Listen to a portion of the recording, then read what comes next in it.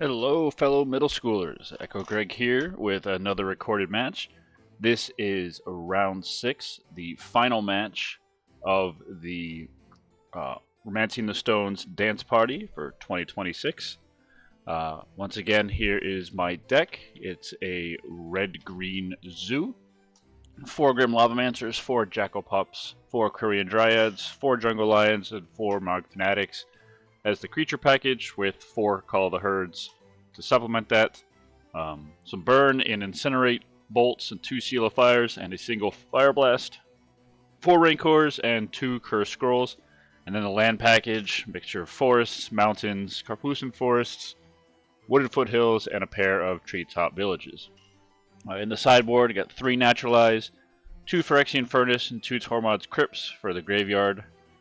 2 Pyroblast and 2 Elemental Blast for the blue decks to split those up so Meddling Mage has less impact on them. 2 Baloths for the aggro mirrors, and 2 Tranquil Domains for any enchantment heavy decks. So here in round number 6, I'm going up against Leviathan on the Discord. I lead off, Mountain into a Jackal Pup. Levi is on a kind of green-white control Mirari's Wake big mana type of deck. So he's going to lead off with a diamond, pitching a land. Played the same land tapped. I do not remember what that land is. I think it's one where you can sack it to go get a plains and a forest, but don't remember. So I play another mountain. I swing in for 2. And then I just pass a turn back. It's not a very explosive start for me here.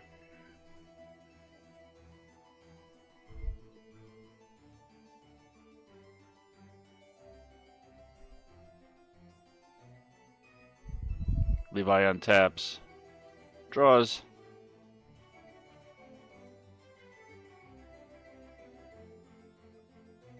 Plays a plains.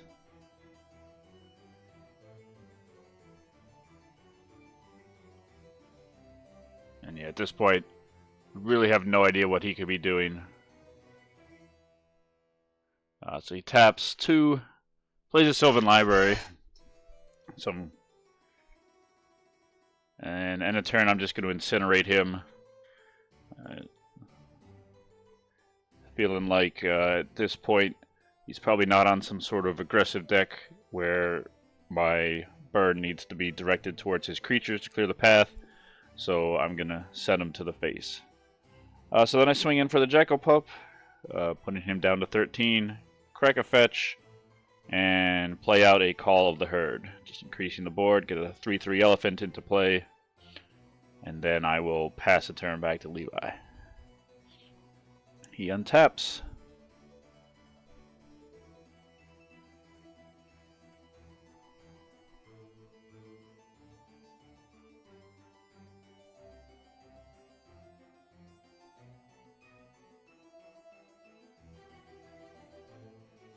Talking about something, but this has been a while. I haven't had a chance to record, so these games were played a couple weeks ago, so I do not remember much about this game. Coming into the play-by-play pretty cold, so I don't remember exactly what happens or what we talked about. So, but whatever it was, we resolved it. He looks at his library, just takes 1, plays that land again. And he's tapping for 2, 3, and he's got to Call the Herd of his own. And he has the same elephant tokens as me, which is pretty fun. Those are, I think, Jeff Menges tokens that you can find online. I bolt it to clear the path to get some damage in, and then crack in for 5, putting him down to 8.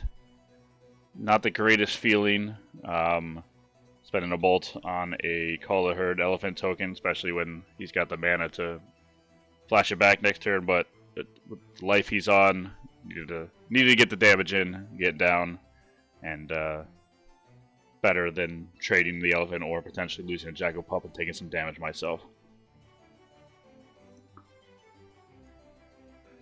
Levi's tapping some mana here. Flashing back that Call of the Herd. Again, trying to get some defense up.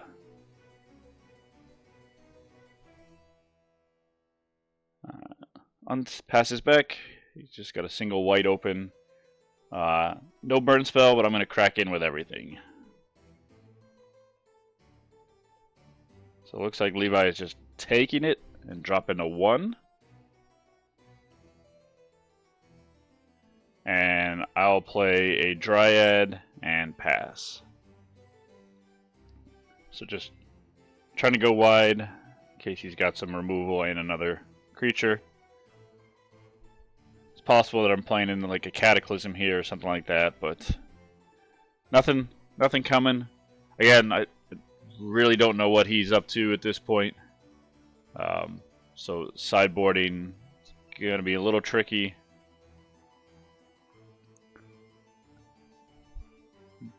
Probably bring in some naturalizers. I did see the Moxes and Sylvan Libraries, so kind of maybe thinking he's on some sort of maybe a Terrageddon or the green-white Oath type deck with, you know, a different mana base or something. So yeah, probably going to bring in some naturalizes in case there's Oaths, and if not, then it can attack his mana and his Sylvan.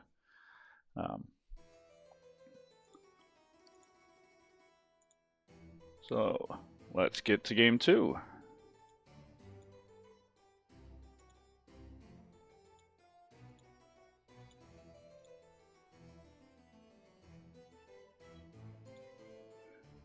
Alright, so he leads off with the same with land. I lead off with a Jackal Pup, and then he plays a Windswept Heap, cracks it, gets a forest, dropping a 19, and passes back. So similar start to game 2 is to game 1, where I'm cracking in with Jackal Pup, and he's building his mana. Then second main of second turn, I drop a Korean Dryad and just pass back. There's a Plains from Levi. He's up to 3 mana. But still not really doing anything yet. And he just passes back. So untap, play Karplusan Forest, play a Fanatic, trigger the Dryad. I'll tap, take that, play another Fanatic, trigger the Dryad. And I'll swing in for 5. Which is going to drop him down to 12. So it's a pretty good start. And then second bait, I'm going to play a Jungle Lion. End of turn, he is going to crack that land, go get a forest and a plains, and shuffle up. So starting to ramp out his mana here. But pressure-wise, I'm looking pretty good. I can get 11 damage next time if I sack the Fanatics, so looking pretty good. But there's a Wrath of God, so I'll shoot him for 2 in response, dropping him down to 10. But that really hurts. That sets me back. Should have, you know, again, not knowing what he was on, not expecting the Wrath, but probably should have kept that Jungle Lion in the hand. As you can see, I have no play other than dropping a land and just pass back. So, no pressure at the moment. Levi's got time to build and do what he needs to do.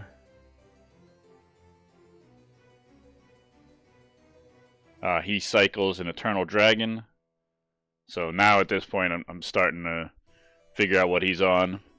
Seeing the Wrath and the Dragon. Got an idea that he's some sort of green-white control. There's another Sylvan, and passes back to me. So, draw. There's another Karplusan Forest, so really flooding on lands here. Just unfortunate, because I still have a window, I think, that I can get in. But I need to draw something that's going to let me do this before he completely takes over the game. He also does have a Treetop Village, so he can start putting some damage on me. But so he's tapping for 5, and there's the Mirari's Wake. So now I know exactly what he's trying to do, and feel pretty good about this matchup. You know, I'm very aggressive deck. I can definitely get under him. Now that I know Wrath of Gods are part of it, I can play around those a little bit better if this does go to a Game 3. Obviously, here in Game 2, I'm just going to jam out what I can to try and finish. But, yeah, at this point, things are real rough for me. He's got that dragon in the graveyard. He can get that out and cast it with the Wake. He can just get all the value he needs by continuing to cycle it and get whatever lands he's got. He's got the Treetop Villager, and there's a second Wake, so now his mana is real crazy. So he's got a mana floating from the first Wake, but now all of his lands tap for 3. So he taps for 3, he's got 4, plays a Call of the Herd.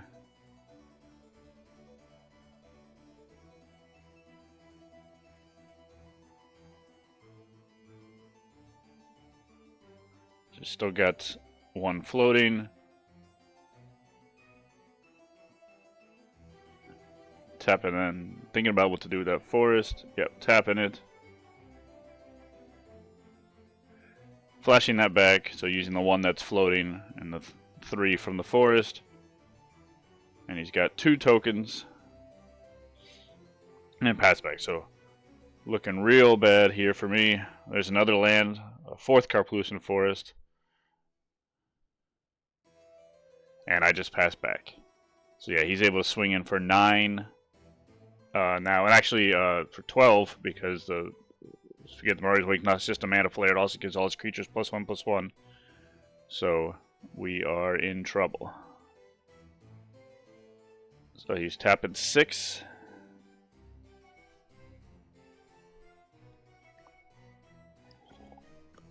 Cycling a Krosan Tusker. Getting a Plains.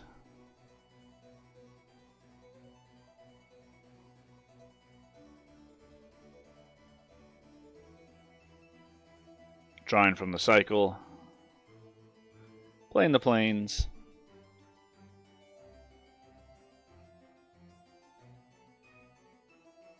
Activating the village. Taking a mana burn and swinging for 9. So you'll notice there that he tapped 2 land and generated 6 mana for the Krosan Tusker. Neither of us kind of realized that at the time. Then he plays a Circle Protection Red. In response, I bolt him, dropping him down to 5. He does take the mana burn from that. So he obviously could have just only tapped 1 land to do it. Didn't end up mattering, and had either of us caught it, we would have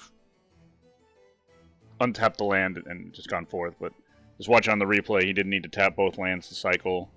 He could have just tapped the 1. So, yep, passes back to me. I draw nothing and concede, wrap it up, go to Game 3. So, making some sideboard changes here. Probably bringing in the other 2 Tranquil Domains, just to maximize the enchantment hate I've got, because his deck really needs to have a lot of land to go off. We saw in Game 1 he had a decent amount of land, but I was a little too fast for him before he could set up. In Game 2 he was able to Wrath and take my board away, and then develop his mana base and just shut me down and then wipe me out pretty quickly. So I need to be prepared for, if he plays Awake, to be able to remove it instantly before he can get any value out of it. And then also keep the Naturalize in to attack his Moxen and his Sylvan, slow down his card selection and potential card draw. So we're off to Game 3. I will be on the play. It's a good place to be for the aggressive deck. So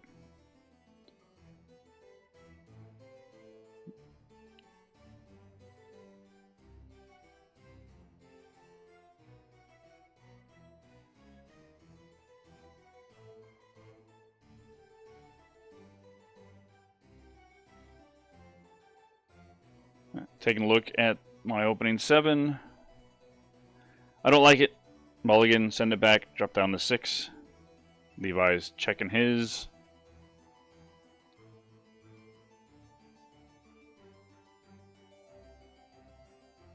And it looks like he's going to keep. Nope. He decides to send it back as well. So both dropping down to 6.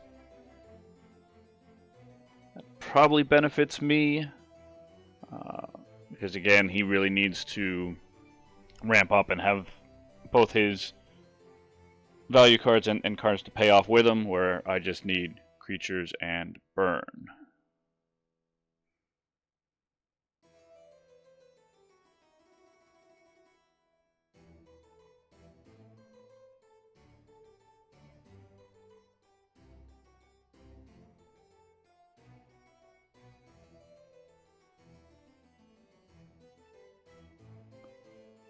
So Levi bottoms his. I had mulliganed to 5. I bottomed those 2.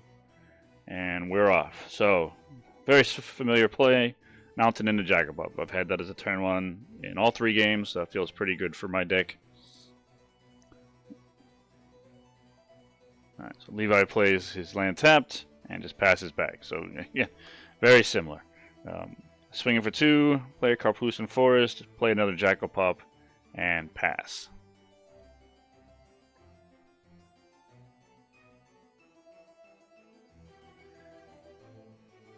Fetch, cracks it down to 17, plays a Plains, or gets a Plains, and then just passes back.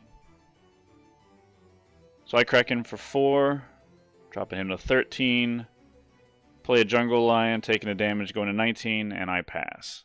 So, missing a land drop, it's not great, but again, my deck is pretty low to the ground. The biggest things in there are the calls of the herds. And so, you know, if I had one of those, it's problematic that I missed my land drop, but otherwise, not a big deal. So, there's the third land, Karplusan Forest, swinging for 6, dropping him to 7. And he has the ability to get up to 4 mana on his next turn, so gonna just pass back. He's tapping 2, and then, yeah, cracking that, getting his Forest and a Plains. So he's got Wrath of God mana now. So we'll see if he's got it. This game's gonna be a little bit longer. If not, I probably win next turn. So he draws, plays a treetop. Yeah, there's the Wrath of God. So he's still at a pretty low life. Yeah, in a turn, I'm going to incinerate him down to 4. I've just got the 1 card in hand though, so I can't finish him off here. Play a Furnace. Crack that. So I brought the Furnace in for the dragon. Stop him from recurring value, and if he does cycle it, at least be able to get it out of there so he can't get it back. Although he has a lot of mana right now. 6 mana including the treetop. But all of it heavy white. He's got 2 green sources, 4 white. Trying to figure out what he's going to do here. And he just passes back.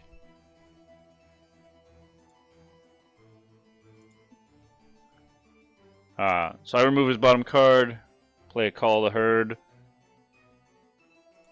and pass back. So that's good because that obviously gives me some Wrath protection. If he has a Wrath and it'll blow it up here, then I will be able to, hopefully if I draw another land, just flash it back and get it back into play. So he does have the treetop village, which will allow him to block.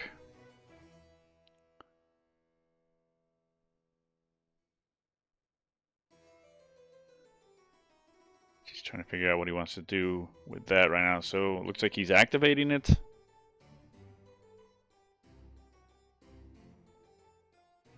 And attacking.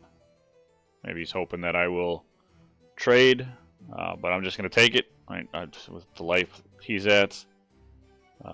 Yeah, again, remove his bottom card, swing for 3. So he's got a swords, so I'll gain the 3. So that kind of makes sense why he attacked. He had shields. Then I pass back, so I've got 2 in hand.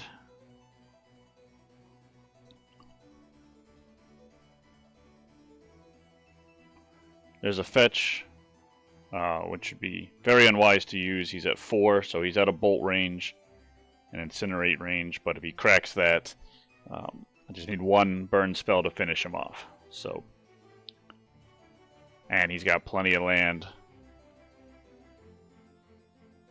Yeah, so he's tapping. So there's a hard cast Eternal Dragon, 5/5 flyer.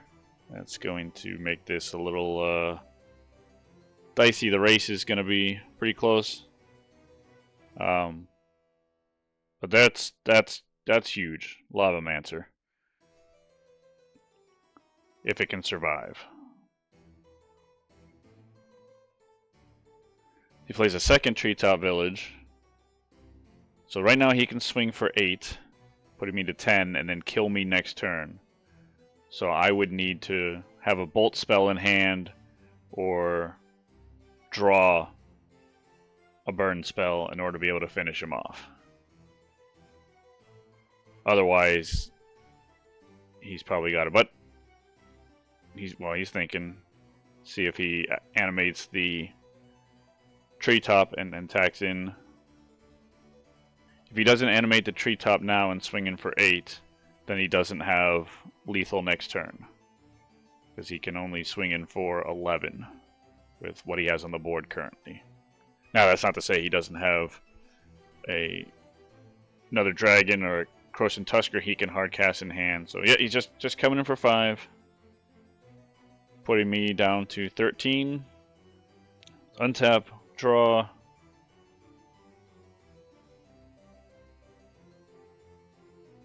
There's an Incinerate, dropping him to 2, and then I activate the Lavamancer. In response, he's sorting his dragon. So, end of the day, he's back at 4, where he left off. But the dragon threat is gone. He still does have 2 treetop villages. I'm at 12, so he's got a turn 2 clock here. But I also have a turn 2 clock, and I have enough cards in the graveyard to activate the Lavamancer twice. So very tight here. See if he can draw a 3rd Swords to Plowshares. So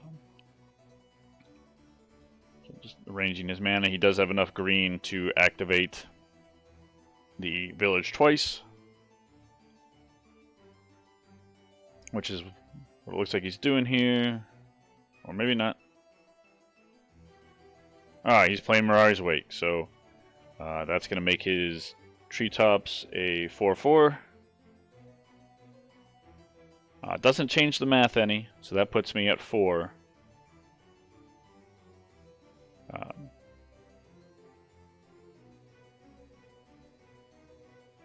I've got a Bolt, and I've got a Lavamancer, and that is that. So I show off my hand, another Lavamancer, and a Naturalize, which, again, it would have come into handy. I think I've been holding that for quite a while if he had played the Wake out earlier, but as he didn't get it towards the end there.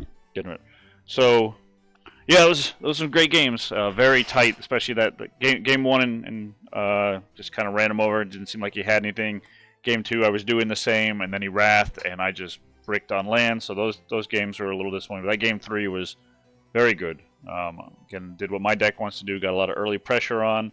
Levi was doing what he was doing, stabilizing, but I was just able to draw into enough burn, and I had gotten him low enough that even with some good plays like swordsing his own dragon, that wasn't enough to get his life total high to be able to stabilize and stave off my burn. So with that, I finish. So that was round 6, the final round.